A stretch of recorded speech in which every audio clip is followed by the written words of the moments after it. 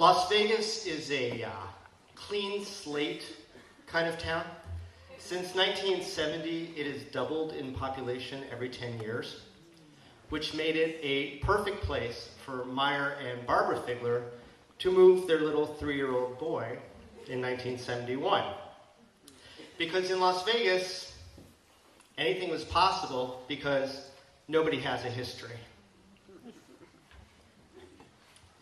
I never learned, because of my mother's very zealous paranoia, why we moved to Las Vegas in 1971. Surely it wasn't from Chicago, Illinois, to find a much more nurturing environment in which to raise their small child.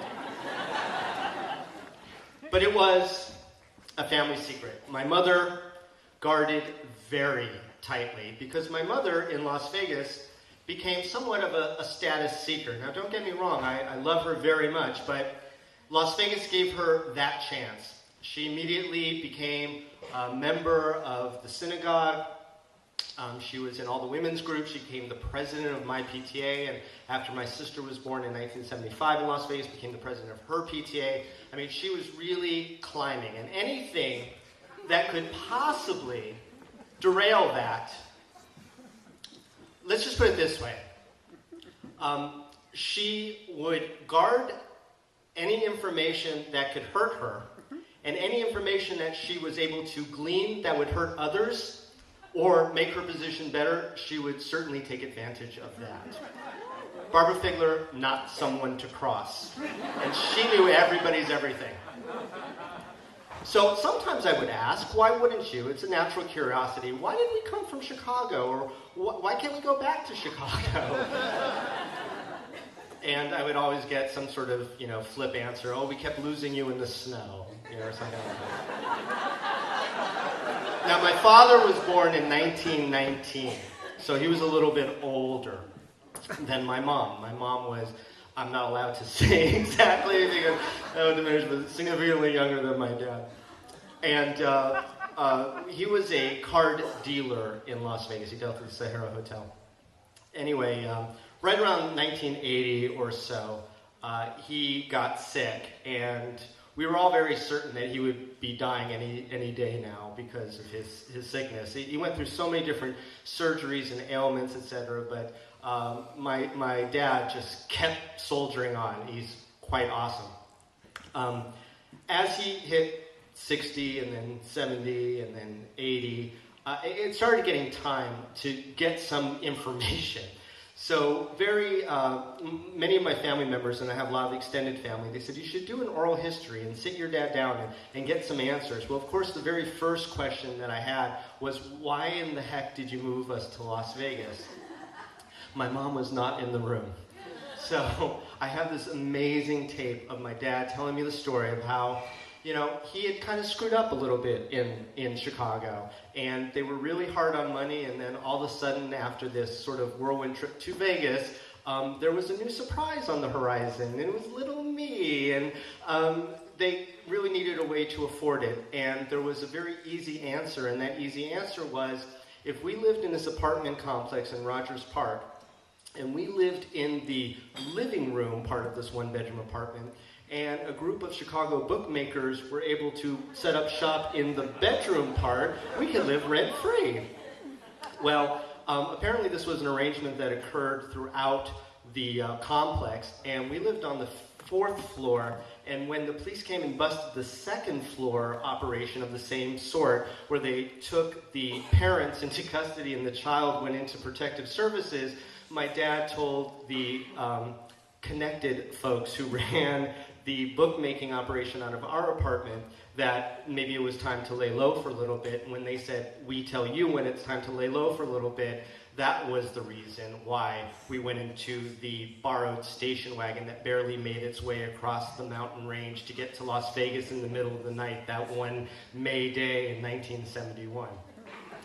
As you can imagine, my mom not wanting me to know this information.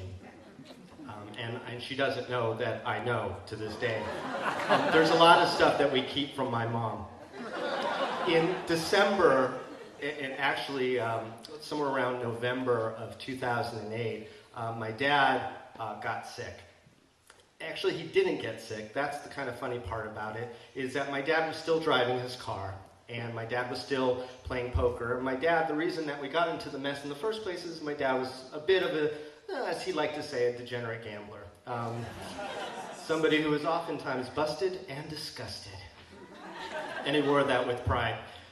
So he would continue to drive himself, despite the fact that it was getting a little sketchy for driving at age 90, to the casino. He'd play his round of poker, do okay sometimes, actually quite well sometimes, and then come home.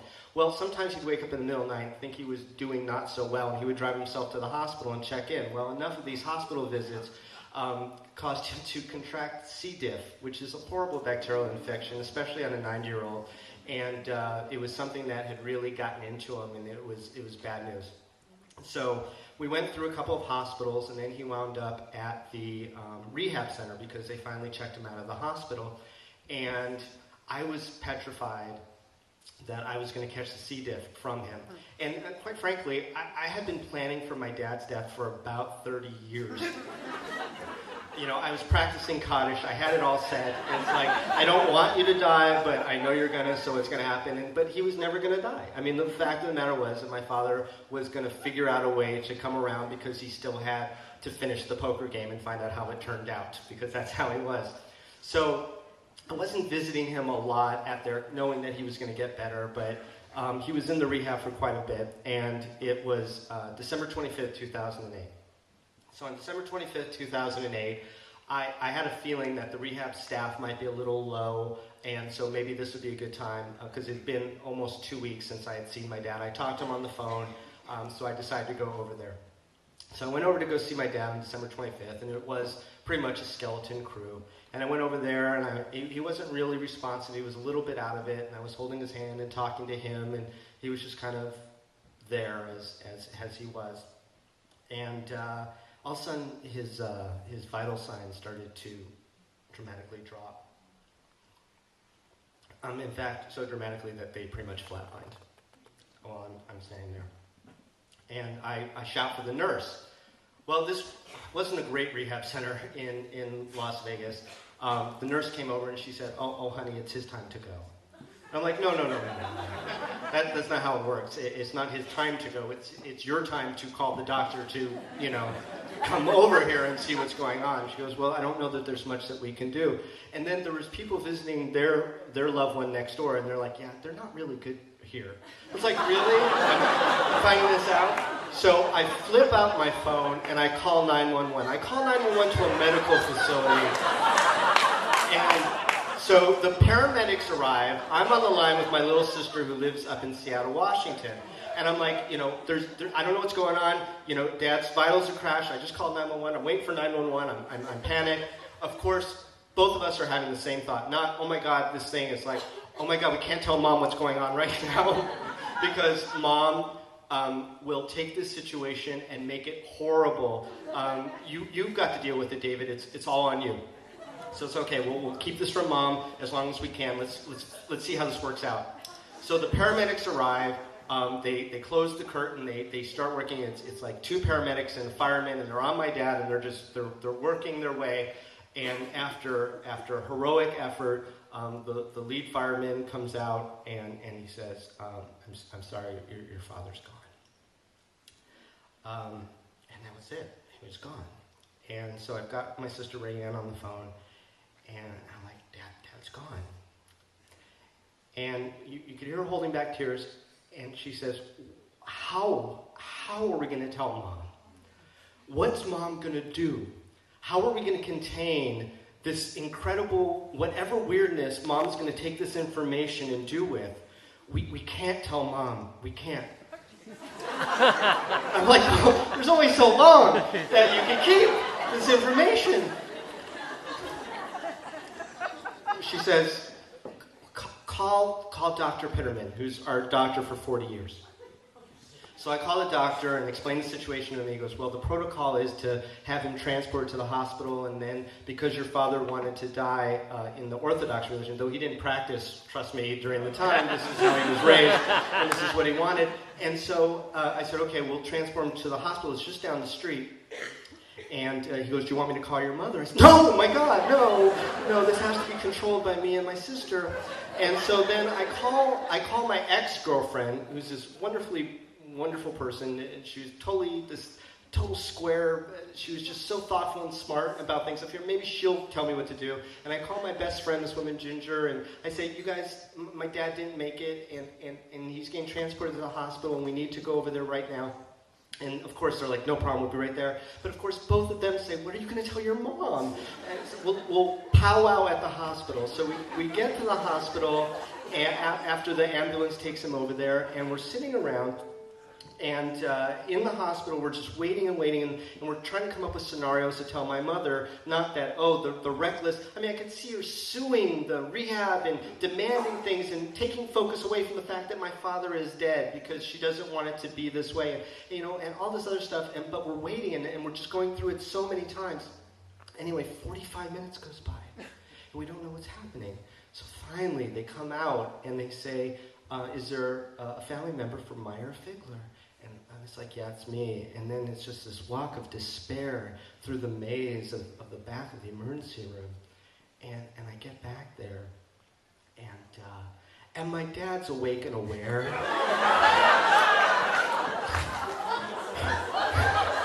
And the emergency room doc comes over to me and he says, there's no medical reason why your father is alive right now.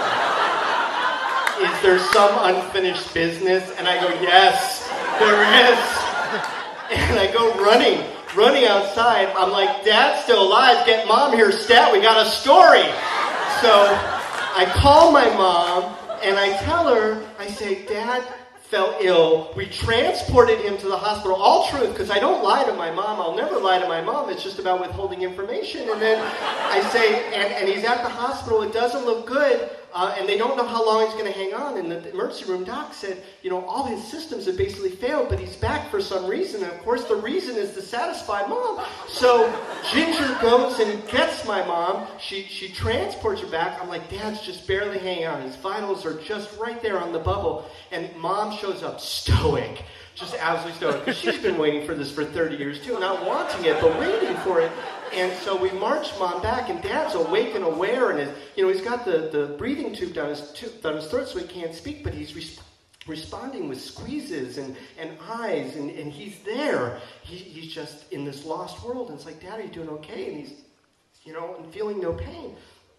And so my mom just turns to us stoically, and she goes, we have to have the rabbi here to read him the Shema.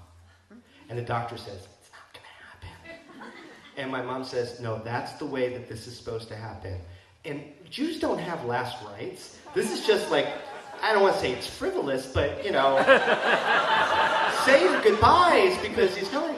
She goes, don't worry, I'll take care of this. And Dad's vitals are right at the bubble of gone again. And she leans over to him, and she whispers something in his ear, and his vitals go up.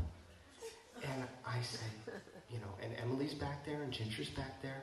We're like, Mom, what did you just say to Dad?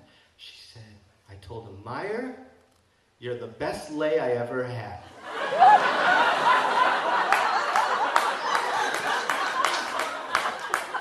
And his vitals are up. So now she's on the phone with the Rebbe from the Chabad. And she's like, you need to get over here. And he's like, and it's Christmas Day, which is not a big Jewish day, but it's still, it's a little inconvenient. And so, there's haggling going on. Well, I could be there in like 3 hours. We don't have 3 hours. Well, maybe I can make it an hour and a half. Anyway, my mother's like, look, I know everything about you. If you don't come over here to read the Shema, I will tell everyone. So he goes, fine, I'll be there. So finally the Rebbe shows up. He walks in, he's like, Maya, you look strong like a Maccabean on the third day of Hanukkah. And I'm like, really? I thought you called the temple not central casting, but okay. He reads the Shema to my dad. My mom is able to continue to keep my dad going by whispering dirty, filthy things into his ear. They're calling my sister. My other sister lives back in Chicago. They keep him going. Everything is done. The business is complete. Mom is satisfied with her story. Dad kind of looks over, and then at the very end, it's just me and Dad. And I say, Dad, don't worry. I'll tell your story as well, and no secrets that don't need to be told won't be told. And then he faded away.